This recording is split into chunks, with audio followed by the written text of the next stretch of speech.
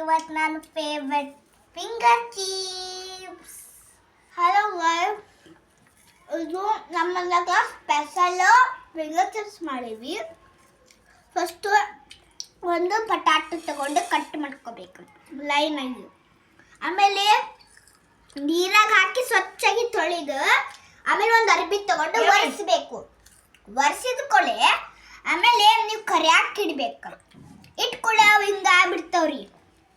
ಆಮೇಲೆ ಅದನ್ನ ಕರ್ದಿದ್ನ 2 ನಿಮಿಷ ಕರಿಸಿ ಮತ್ತೆ ಒಂದು ಪ್ಲೇಟ್ ತಗೋರಿ. ಅದ್ರಾಗ ಹಾಕ್ಕೊಂಡು ಉಪ್ಪು ಖಾರ ಹಾಕಿ ಕೊಡ್ರಿ. ಇದು ಈಸಿ ಪಟಾಟೊ ಫಿಂಗರ್ ಚಿಪ್ಸ್.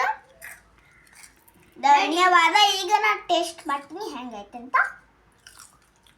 ಭಾರಿ ಚಲೋ ಐತಿ, ನೀವು ಟ್ರೈ ಮಾಡಿ. ಆಮೇಲೆ ನಮ್ಮ ವಿಡಿಯೋನ ಲೈಕ್ ಮಾಡಿ, ಶೇರ್ ಮಾಡಿ. ಧನ್ಯವಾದ. ಸೂಪರ್.